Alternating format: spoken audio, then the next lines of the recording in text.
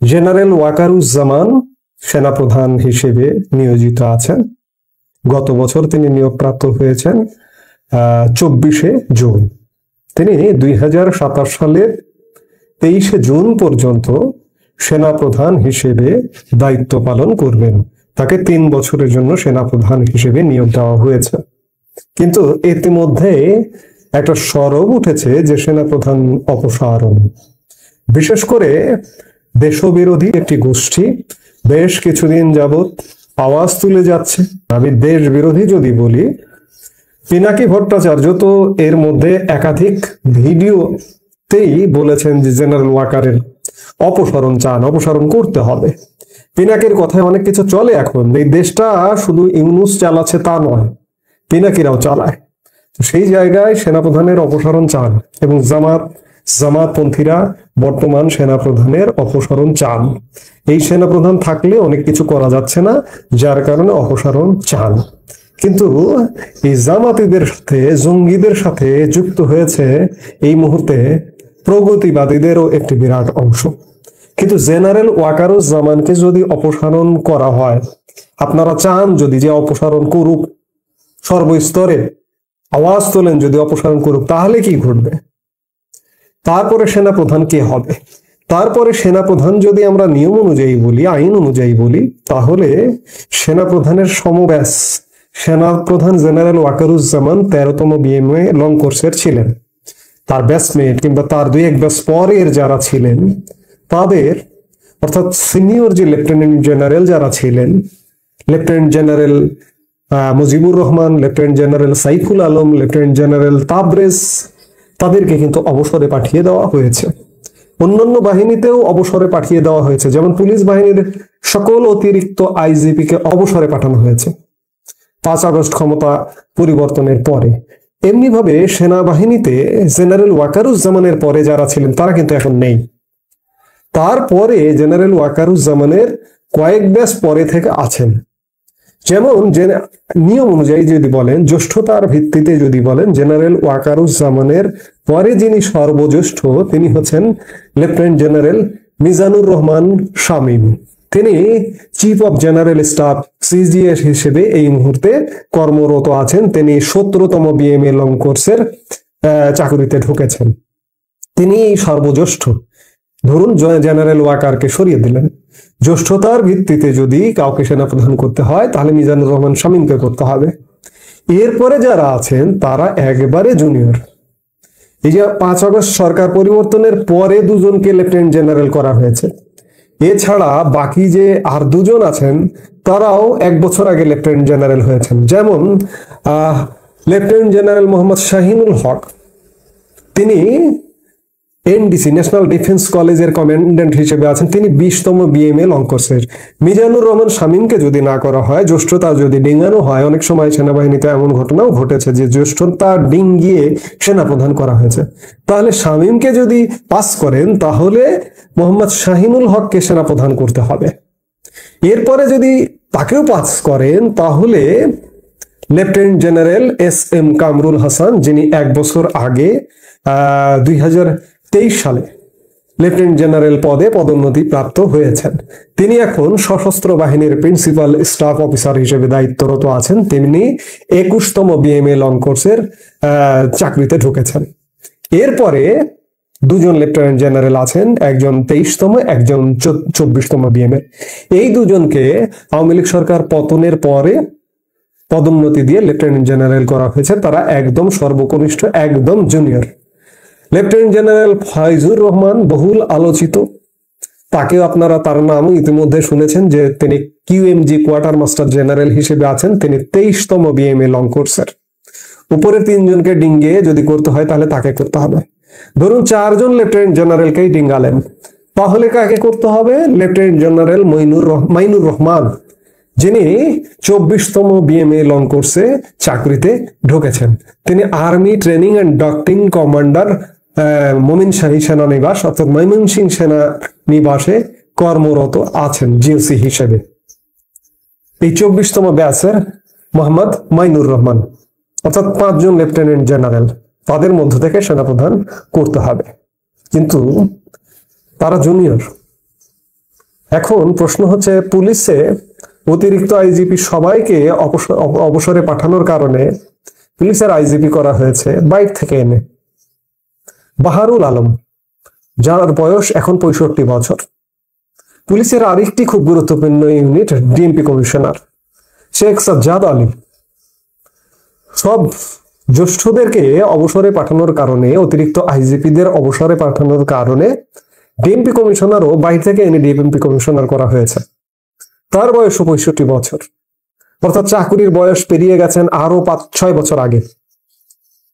ঠিক এমনি করে আরেকটি খুব গুরুত্বপূর্ণ বাংলাদেশের প্রশাসনের মন্ত্রী পরিষদ সচিব, যার চাকরির বয়স প্রায় 10 বছর আগে চলে গেছে, শেখ আব্দুর রশিদ, তার বয়স এখন 68 বছর।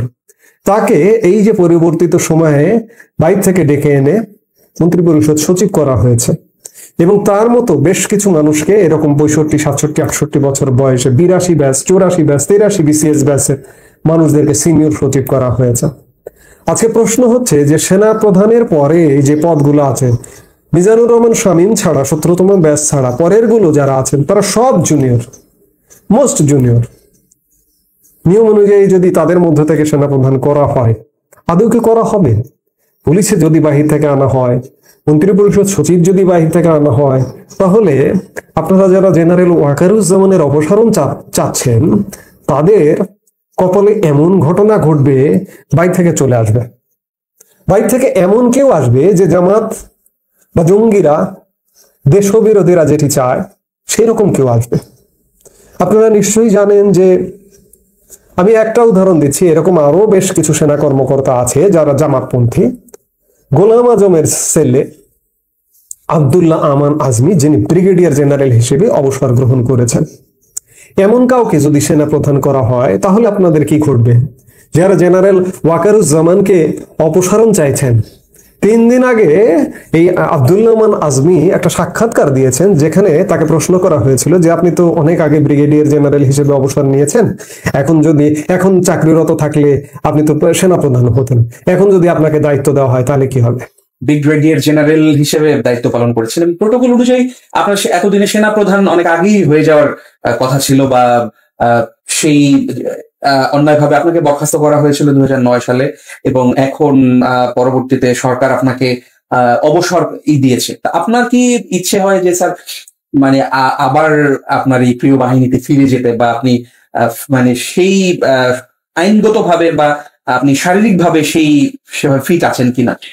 কয়েকটা দিক, একটা হলো আইন, একটা শারীরিক, একটা আবেগ, যেটা আপনি বলেন।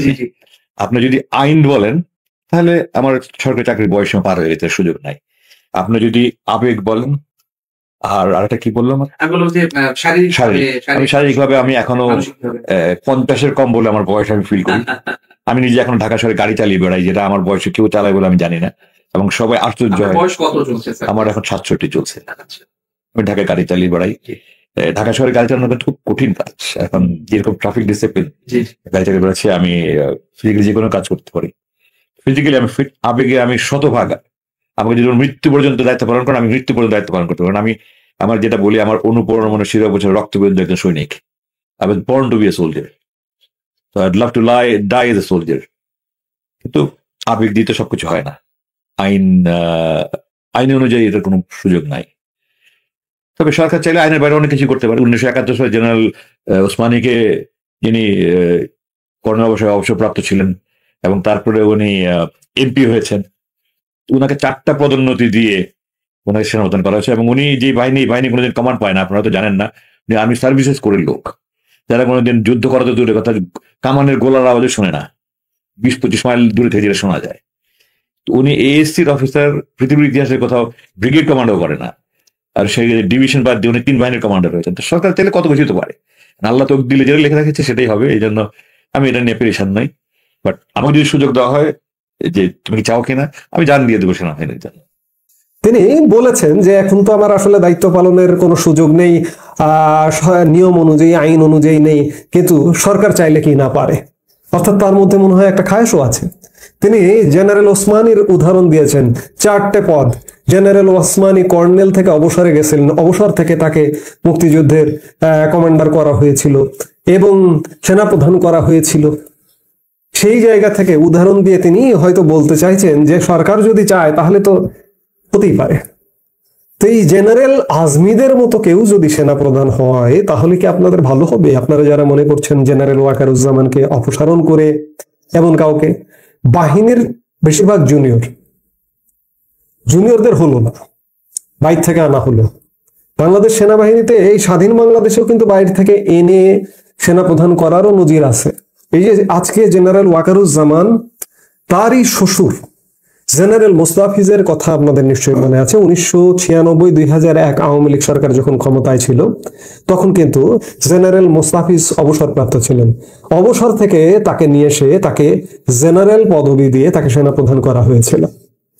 আজকেও যদি এরকম ব্রিগেডিয়ার জেনারেল আব্দুল্লাহ আমান আজমিদের মতো কাউকে ধরে এনে সেনাপ্রধান করা হয় তাহলে কি হবে একবার চিন্তা করুন তো।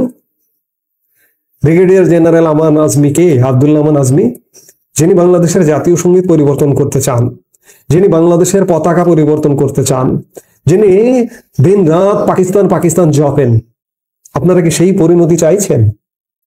যদি না চেয়ে থাকেন তাহলে আপনাদের সবার মনে করে নিতে হবে যে, এবং সবার প্রত্যাশা করতে হবে, সবার চাইতে হবে জেনারেল ওয়াকারুজ্জামান তার পূর্ণ মেয়াদ পূর্ণ করুন এবং তার মেয়াদকালীন সময়ে তিনি বাংলাদেশকে একটা শৃঙ্খলায় এনে দিন। আপনারা যদি এটি না চান তাহলে বাংলাদেশের কপালে দুঃখ আছে, আপনার আমার কপালেও দুঃখ আছে। আপনার আমার জাতীয় সঙ্গীত, আপনার আমার জাতীয় পতাকা, আপনার আমার স্বাধীনতা, সার্বভৌমত্ব, মুক্তিযুদ্ধের মাধ্যমে যে বাংলাদেশটি অর্জিত হয়েছিল সেই বাংলাদেশটি থাকবে না। এখন সিদ্ধান্ত আপনাদের, আপনারা কি চান? জেনারেল ওয়াকারকে কি অপসারণ চান কি চান না?